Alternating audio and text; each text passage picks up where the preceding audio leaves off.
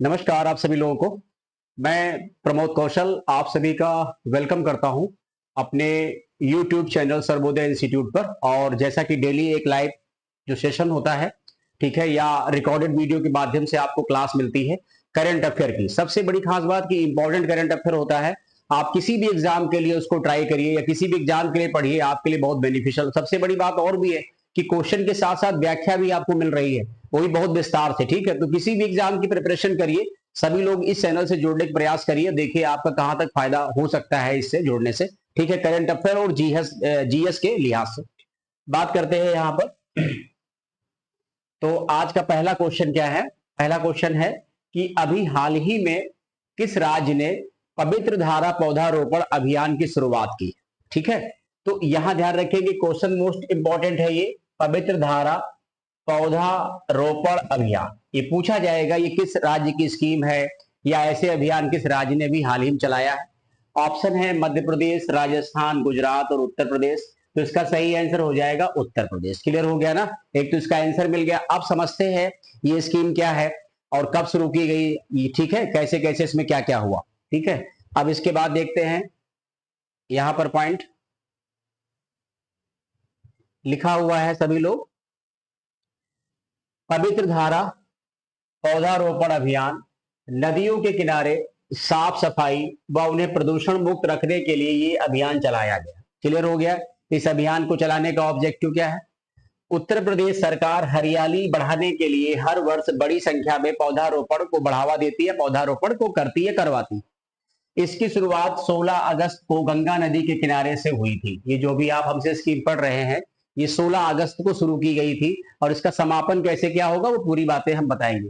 इसका मुख्य कार्यक्रम मिर्जापुर में हुआ था। मिर्जापुर में हुआ। वन, पर्यावरण एवं जलवायु परिवर्तन जो मंत्री है उत्तर प्रदेश सरकार में, अरुण कुमार सक्सेना, इस अभियान की शुरुआत की। क्लियर हो गया पॉइंट? फिर देखते हैं आगे।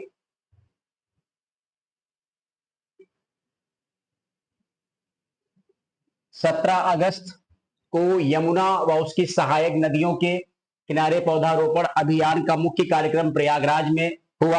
16 को कहां हुआ? मिर्जापुर में। 17 को कहां हुआ? प्रयागराज में हुआ। 18 अगस्त को हिंडन नदी, हिंडन नदी सभी लोग समझते हैं गाजियाबाद में पड़ती है। ठीक है, वहीं पर हिंडन जो है एयरफोर्स भी है। इसके अलावा क्या है वहां? व अन्य प्रमुख नदियों के किनारे साफ सफाई व पौधारोपण अभियान का मुख्य कार्यक्रम गाजियाबाद में किया गया। हिंडन नदी गाजियाबाद में ही है ना, वहीं पर एक्चुअली में वायुसेना का भी है। ठीक है, अब क्या लिखा है? वही रक्षाबंधन के मौके पर 19 अगस्त को भाई बहन पौधारोपण अभियान भी चलाया जाएगा। ये एक उत्तर प्रदेश सरकार की व्यवस्था है। कभी कभी आप देखिए जो विद्यार्थी पीसीएस मेंस देते हैं, लिखते हैं, उसी में एक उत्तर प्रदेश सरकार ने जी मेन ऑप्शनल सब्जेक्ट को हटा करके यूपी स्पेशल के 5-6 पेपर सॉल्व किए हैं, यानी पांचवा छठा पेपर। तो कभी कभी आपसे क्वेश्चन डाल देते हैं ना कि ये जो वृक्षारोपण अभियान है इसके बारे में आप 100 शब्द लिखिए, 120 शब्द लिखिए, तो बड़े आराम से इसको देख देख के आप लिख सकते हैं। तो इससे आपको बहुत चीजें सीखने को और इंप्रूवमेंट होने को मौका मिल सकता है अगर आप किसी बड़े लक्ष्य को फोकस करते हो। बाकी तो आपके ऊपर है, आप जैसे चाहे वैसे पढ़ें। ठीक है, इसके बाद क्या है पॉइंट? क्वेश्चन नंबर 2 देखते हैं। लिखा हुआ है उत्तर प्रदेश अंतरराष्ट्रीय व्यापार मेले के दूसरे संस्करण का आयोजन कहां किया जाएगा? क्वेश्चन क्लियर है ना? उत्तर प्रदेश अंतरराष्ट्रीय व्यापार मेले के दूसरे संस्करण का आयोजन कहां किया जाएगा? ऑप्शन है लखनऊ, वाराणसी, नोएडा, प्रयागराज। सही आंसर क्या हो जाएगा? नोएडा हो जाएगा। इससे पहले एक बार और आयोजन हो चुका है, तभी इसको लिखा है सेकेंड एडिशन। अब इसके बाद थोड़ी इसकी व्याख्या हम लोग देख लेंगे। व्याख्या में क्या है लिखा हुआ है कि नोएडा में 25 से 29 सितंबर मतलब नेक्स्ट मंथ होगा आयोजित होने वाले उत्तर प्रदेश अंतरराष्ट्रीय व्यापार मेले के दूसरे संस्करण में 72 देशों के बायर्स शामिल होंगे। ठीक है, इसमें कई लोग होंगे, मतलब क्रेता भी होंगे, विक्रेता भी होंगे। 72 देशों के व्यापारी इसमें इसके अंतर्गत शिरकत करेंगे और ये मेले का आयोजन कहां किया जाएगा? नोएडा में। ये ध्यान रखेंगे। ठीक है, इसके बाद देखते अगला क्वेश्चन क्या है।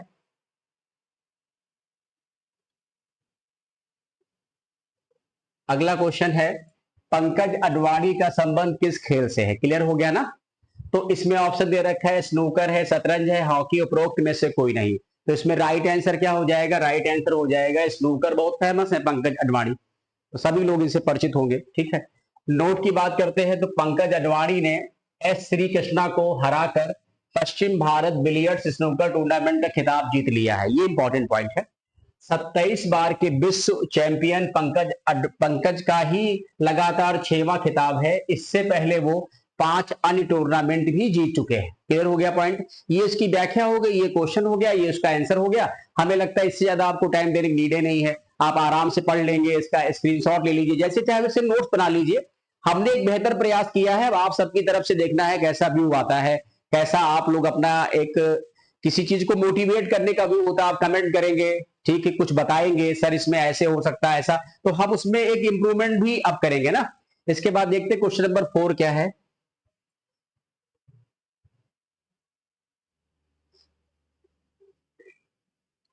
लिखा है ऑस्ट्रेलिया 2027 में टेस्ट क्रिकेट के कितने वर्ष पूरे होने के अवसर पर मेलबर्न क्रिकेट ग्राउंड में एकमात्र टेस्ट मैच के लिए इंग्लैंड की मेजबानी करेगा? क्लियर हो गया? क्वेश्चन क्लियर है? ऑप्शन है 100 वर्ष, 125 वर्ष, 150 वर्ष, 200 वर्ष। तो इसका राइट आंसर क्या हो जाएगा? राइट आंसर हो जाएगा 150 वर्ष। अब देखेंगे इसकी व्याख्या हम आपके साथ प्रॉपर तरीके से। ठीक है, इसको देख लेंगे, ये लिखा हुआ है व्याख्या। लिखा है कि ऑस्ट्रेलिया 2027 में टेस्ट क्रिकेट के 150 साल पूरे होने के अवसर पर मेलबर्न क्रिकेट ग्राउंड, मेलबर्न कहां पड़ता है? ऑस्ट्रेलिया का ही सिटी है, एकमात्र टेस्ट मैच के लिए इंग्लैंड की मेजबानी करेगा। पहला टेस्ट मैच 1877 को ऑस्ट्रेलिया और इंग्लैंड के बीच इसी मैदान में खेला गया था, और यही वजह है कि 2027 में इसी चीज के पूरे हो जाएंगे 150 वर्ष। 100 वर्ष पूरे होने पर भी आयोजन हुआ। तो क्या लिखा है? दोनों देशों के बीच 1977 में टेस्ट के 100 साल पूरे होने पर भी यही मैच हुआ। अब 150 वर्ष पूरे हो रहे हैं, तो इसको यादगार बनाने के लिए फिर से मेलबर्न जो मतलब क्रिकेट ग्राउंड है उसी में फिर से खेलेंगे ऑस्ट्रेलिया और इंग्लैंड 150 वर्ष पूरे होने के उपलक्ष्य। इसके बाद देखेंगे अगला क्वेश्चन क्या है।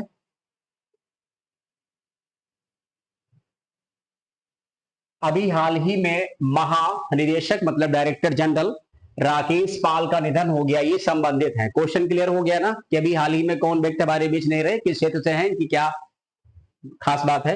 सीमा सुरक्षा बल, इंडो तिब्बत बॉर्डर पुलिस बल, केंद्रीय सुरक्षा औद्योगिक बल, भारतीय तटरक्षक बल यानी इंडियन कोस्ट गार्ड। तो इसका सही आंसर क्या हो जाएगा? सही आंसर हो जाएगा भारतीय तटरक्षक बल, ये राइट आंसर है। अभी इनको हार्ट मतलब दिल का दौरा पड़ गया, और पिछले साल ये जुलाई में ही बने थे।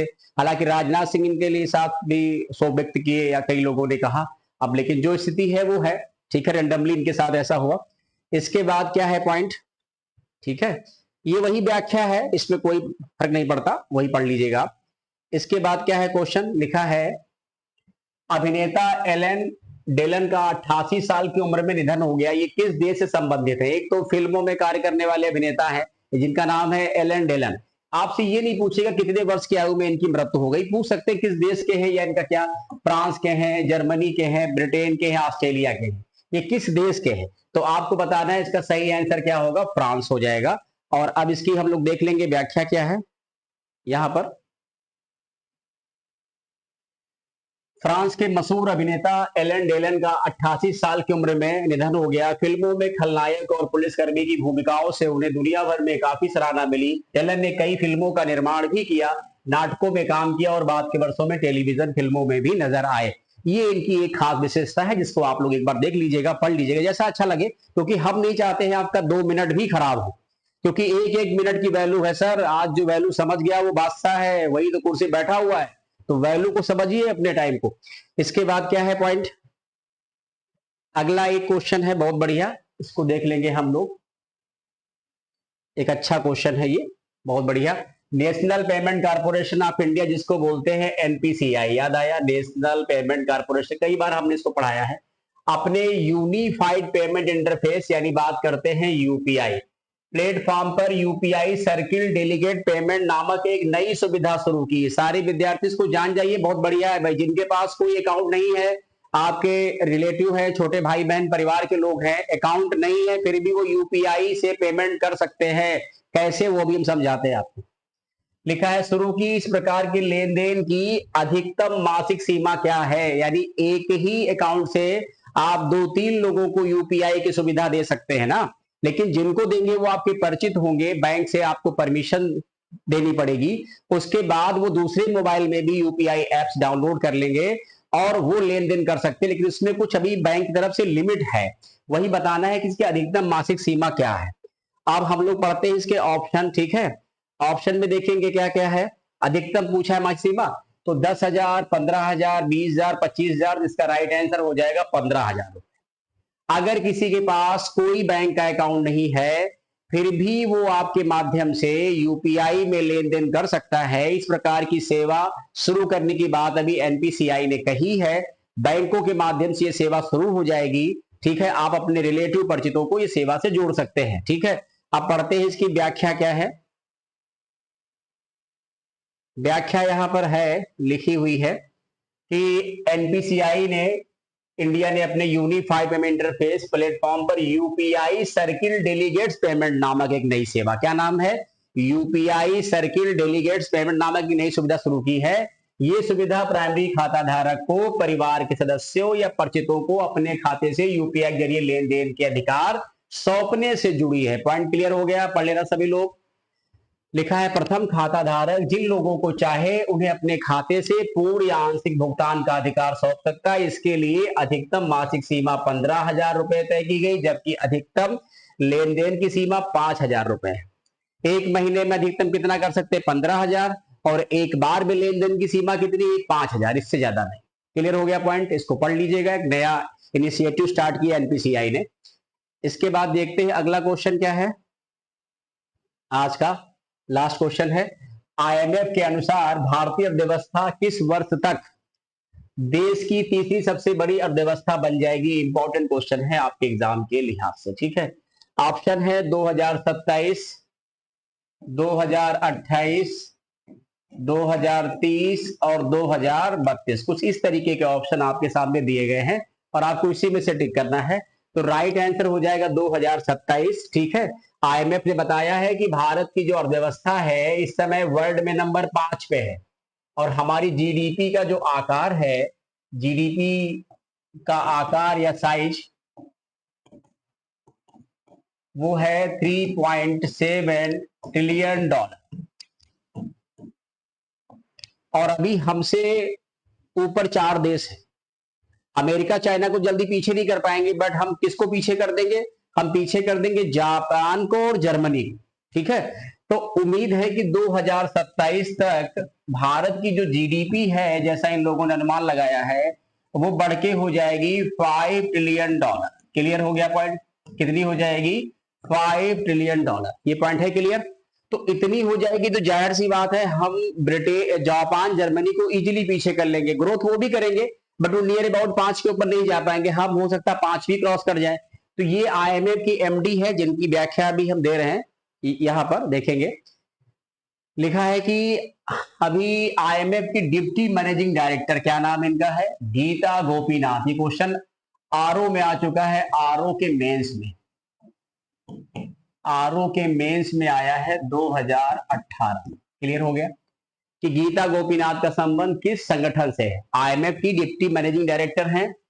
भारत 2027 से तीसरी सबसे बड़ी अर्थव्यवस्था बन जाएगा, और आईएमएफ की एमडी बताना है आप लोगों को। एक ये क्वेश्चन हम आपको दे रहे हैं कि आईएमएफ की प्रेजेंट टाइम में एमडी कौन है। इसका आंसर सारे विद्यार्थियों को कमेंट बॉक्स में देना है, और वो भी दोबारा बनी आईएमएफ की एमडी। हमने इससे पहले लेक्चर में आईएमएफ की एमडी का जिक्र किया है, दोबारा बनी ये बताया है। आज आप सबको ये बताना है कि वर्तमान समय में अंतरराष्ट्रीय मुद्रा कोष की प्रबंध निदेशक कौन है। महिला ही हैं, आप कमेंट करके इसमें बताएंगे। और आज के सेशन को हम यही कंप्लीट करते हैं, बिना किसी प्रकार का फिजूल की बातचीत किए हुए। सीधे पढ़िए, सीधे आगे बढ़िए, समय नहीं है, ठीक है। बाकी अच्छा लगता है वीडियो तो एक बार कमेंट कर देना, शेयर कर देना, ठीक है। एक दूसरे को आप मोटिवेट कर सकते हैं, बता सकते हैं, स्टेटस लगा सकते हैं, ये सब आप सपोर्ट कर सकते हैं सर के लिए।